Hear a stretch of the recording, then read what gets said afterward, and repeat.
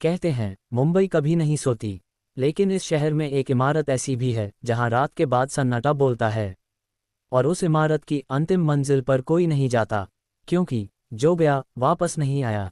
ये कहानी है शिव रेजिडेंसी की और उस मंजिल की जिसे सबने भुला दिया, सिवाय उस औरत के जो आज भी वहां रहती है।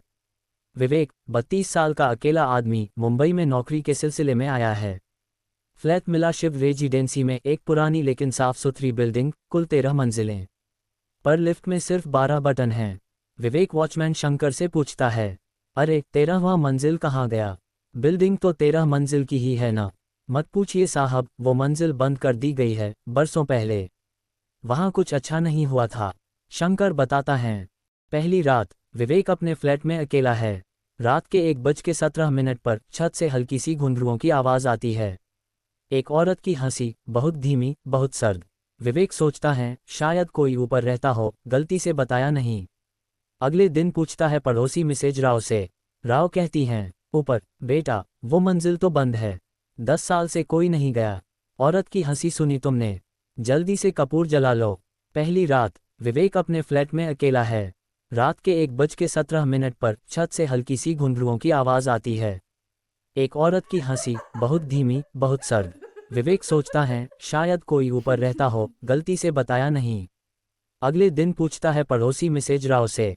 राव बताती हैं, ऊपर बेटा, वो मंजिल तो बंद है, 10 साल से कोई नहीं गया।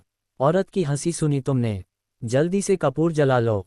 तीसरी रात विवेक तय करता है उसे देखना है क्या है 13वें मंजिल पर। सीढ़ियों से चढ़ता है। 13वीं मंजिल का दरवाज़ा लोहे की चेन और ताले से बंद है, पर अंदर से आती है आओ जैसी धीमी आवाज़। वो ताला तोड़ देता है। कमरा एकदम खाली है, पर फर्श पर हैं पुराने रक्त के निशान और दीवार पर खून से लिखा है, जो ऊपर आया वो नीचे नहीं जाएगा। रात को विवेक को सपना आता है। एक औरत, लंबे बाल, सफ़ेद साड़ी और काले होंठ। वो उसे अपनी ओर खींचती है, कहती है, तुमने मुझे देखा है, अब तुम मेरे हो। सुबह आईने में विवेक देखता है उसकी गर्दन पर नीले निशान हैं, जैसे किसी ने जोर से पकड़ लिया हो। विवेक की हालत बिगड़ती जा रही है। हर रात उसे वही सपना आता है। वो औरत, झुकी हुई, बाल बिखरे हुए, आंखें काली और खोखली, उसे अपनी ओर खींचती है। एक रात जब वो उठता है, उसके पांव की उंगलियां लाल होती हैं, जैसे किसी ने उसे घसीटा हो। अगली सुबह मिसेज राव उससे कहती हैं, तुमने ऊपर कुछ देखा है ना? सच बताओ, क्या तुमने दरवाज़ा खोला? विवेक झूठ बोलता है, नहीं। लेकिन राव उसे काले धागे का एक बंधन देती हैं। इसे पहन लो, अब वो तुम्हें पहचान चुकी है। विवेक अब अपनी आवाज़ खुद सुनता है, लेकिन उससे अलग, कमरे में दूसरी तरफ से आती हुई। मुझे छोड़कर क्यों जा रहे हो विवेक? वो अपने ही कमरे के बाथरूम में जाता है और आईने में देखता है। पीछे वही औरत खड़ी है, लेकिन जब पलटता है कोई नहीं। विवेक को दरवाजे के नीचे से एक चिट्ठी फिसली हुई मिलती है। उस पर लिखा है, तुम मेरे हो चुके हो, अब कहीं नहीं जाओगे रिद्धिमा। रिद्धिमा? वो कौन है? शंकर बताता है, साहब 10 साल पहले एक लड़की थी, बहुत सुंदर, अकेली, 13वीं मंजिल पर रहती थी। कहते हैं उसके साथ कुछ बुरा हुआ था और वो मरने के बाद भी यहाँ है। विवेक की हालत बिगड़ती जा रही है। अब हर रात 2:17 बजे विवेक के कमरे का पंखा अपने आप चलने लगता है, बल्ब झपकने लगते हैं और वही आवाज़ आती है, मैं आ रही हूँ विवेक। वो रात को दरवाज़ा बंद करके सोता है, लेकिन सुबह उठकर देखता है दरवाज़ा खुला होता है और बिस्तर पर लाल साड़ी का टुकड़ा पड़ा होता है। विवेक लोकल नगर निगम के ऑफिस में जाता है। वहाँ से उसे शिव रेजिडेंसी का पुराना रजिस्टर मिलता है। एक नाम पर उसकी नज़र ठहर जाती है, Riddhima Sinha, flat number 1301, date of death unknown. Vivek सोचता है, अननोन, इसका मतलब उसकी मौत की तारीख दर्ज ही नहीं है। रात के समय लगभग 2:15 बजे विवेक लिफ्ट से नीचे जा रहा होता है। लिफ्ट खुद ब खुद रुक जाती है मंजिल 13 पर। लाइट्स बंद हो जाती हैं। कुछ क्षणों बाद एक औरत की परछाई लिफ्ट के दरवाजे के बाहर दिखाई देती है। लिफ्ट खुलती है, पर विवेक बेहोश हो जाता है। सुबह वो अस्पताल में है। पड़ोसी मिसेज राव उसके पास आती हैं और कहती हैं, रिद्धिमा, तुम्हें क्यों खींच रही है, ये तुम्हें जानना होगा।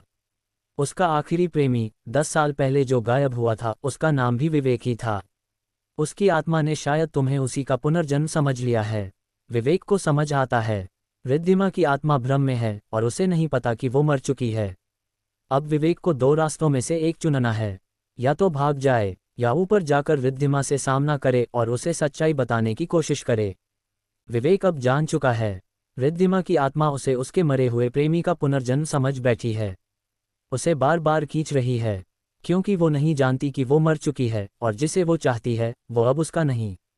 रात 2:13। विवेक कपूर जलाता है, एक रक्षा सूत्र बांधता है और हाथ में उस पुराने रजिस्टर का पन्ना लेकर सीढ़ियां चढ़ता है।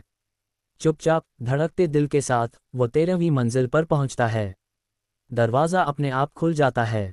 वो सामने है, एक लंबा गलियारा, दीवारों पर पुरानी सीलन, अंधेरा और आखिर में वो खड़ी है, रिद्धिमा। लंबे खुले बाल, लाल साड़ी, आंखों से आंसू और खून एक साथ बहता हुआ। वो मुस्कराती है। रिद्धिमा कहती हैं, आ गए, मैं जानती थी तुम आओगे, जैसे पहले आए थे। वो आगे बढ़ती है, उसकी सांस ठंडी हवा जैसी है। विवेक कांप रहा है। विवेक कांपती आवाज में कहता है, रिद्धिमा, मैं वो नहीं हूँ। देखो ये फाइल, देखो ये रिकॉर्ड, तुम्हारा नाम, तुम्हारी मौत 10 साल पहले। तुम मर चुकी हो और मैं कोई और हूँ। कुछ देर के लिए सन्नाटा, फिर रिद्धिमा की आंखों में आंसू भर आते हैं। वो फूट फूट कर रोती है। तुम चले गए थे बिना कुछ कहे, मैं तुम्हारे इंतजार में मर गई। अब जब तुम आए हो और कह रहे हो कि तुम वो नहीं हो, तो मैं क्या करूं, कहाँ जाऊं? फिर उसकी आवाज़ बदलती है, भयानक गहराई से आती हुई। नहीं, तुम ही हो, तुम मुझे छोड़कर नहीं जा सकते, अब नहीं। विवेक जल्दी से कपूर और रक्षा सूत्र हवा में फेंकता है। वो जोर से बोलता है, मैं तुझे मुक्ति देता हूँ रिद्धिमा, ये तेरा संसार नहीं, तेरा समय समाप्त हुआ।